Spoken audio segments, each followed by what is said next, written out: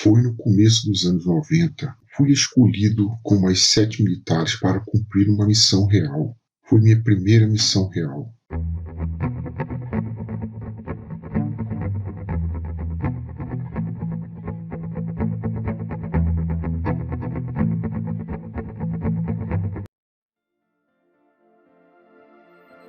Foi no começo dos anos 90. Fui escolhido com mais 7 militares para cumprir uma missão real. Foi minha primeira missão real. Era no litoral de Pernambuco. O presidente na época era o Itamar Franco e o comandante do Estado-Maior das Forças Armadas era o almirante de esquadra Arnaldo Leite Pereira. Na mesma semana, começamos treinamentos, instruções e palestras. Foram apresentados novos armamentos e equipamentos. Nosso grupamento era pouco conhecido, mas isso era de propósito. O comandante não queria muita atenção externa às nossas operações. Treinamos táticas noturnas de infiltração e sabotagem, desembarque e evasão, operações com explosivos e outras coisas. Mas o que estava acontecendo no litoral? Naquela época, veio ao litoral brasileiro uma frota de navio pesqueiro de bandeira chinesa. Estavam no limite das nossas águas territoriais. Os navios de patrulha costeira da Marinha estavam na região, mas quando eles afastavam-se, as traineiras chinesas avançavam em nossas águas. Até aí tudo poderia ser resolvido com diplomacia, mas tinha algo diferente acontecendo. Os pescadores da região estavam relatando que os navios de pesca sem bandeira avançavam em direção a eles até colidirem, e tinham relato de disparo de armas de fogo em embarcações que passavam perto das traineiras chinesas. A Marinha brasileira não poderia simplesmente atirar nos navios, porque não é assim que funciona, ainda mais naquela época. E sempre que os navios da Marinha aproximavam-se, as traineiras já estavam em águas internacionais. Complicada a situação.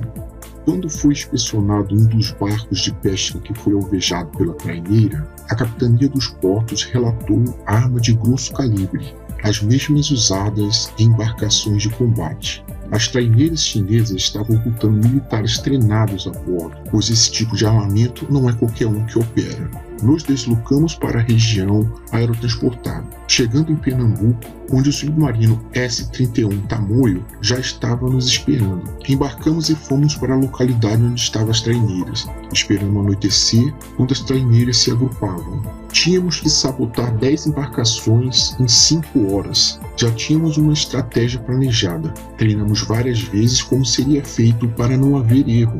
Levamos 50 kg de explosivo em 2 botes de borracha com 4 homens cada. Dois homens que ficariam em cada bote fariam o papel do sniper, eliminando os sentinelas da proa, se fosse preciso.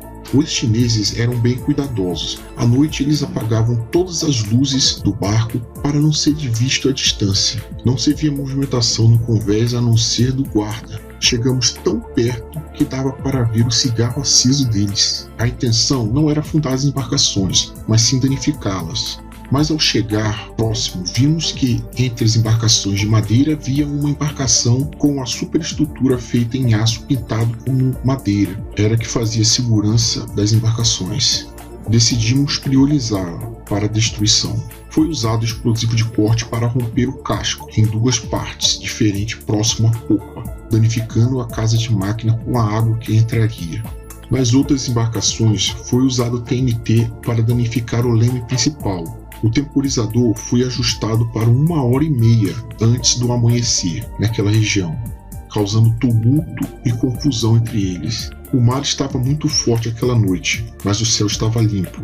Nos dividimos em 3 duplas, fora os snipers que ficaram no bote. 2 duplas ficariam com 3 embarcações e uma com 4. Ao terminar, um de cada dupla voltaria para o bote e o outro ajudaria na embarcação de aço que fazia a segurança das traineiras. Terminamos rápido, pois o elemento de fixação dos explosivos era muito bom. O equipamento importado aderiu com facilidade à superfície de madeira molhada. Eu voltei para o bote. Meu parceiro foi ajudar na última embarcação. Mais ou menos 40 minutos depois, estávamos todos no bote e nos deslocamos para uma distância segura, esperando o acionamento automático dos explosivos. Mais ou menos 1 hora depois do pronto do serviço, os explosivos começaram a ser acionados, com uma diferença entre a primeira explosão e a última de 30 segundos, verificamos que todas as cargas foram acionadas e nos retiramos para um ponto previamente marcado para retirada com o submarino. Ao amanhecer, com um sobrevoo de helicóptero, foi verificado que todas as embarcações chinesas foram danificadas e uma delas, que era a de segurança, estava com uma inclinação de popa de 30 graus, afundando cada vez mais. Todas as embarcações foram danificadas e no final da tarde daquele dia, elas bateram em retirada, descartando parte das cargas de peixe no mar. Nunca ganhei nenhuma medalha por isso, mas a missão não era para ganhar medalha, e sim para proteger a costa brasileira. Olá pessoal, como vai? Aqui é o Rocha. Essa é mais uma das histórias que eu recebo dos grupos de veteranos espalhados por todo o Brasil. Se foi assim que aconteceu, realmente eu não sei, mas é uma boa história. Não esqueça de assinar o canal, para ficar sabendo dos próximos relatos. E deixe seu like, em continência aos veteranos de todo o Brasil.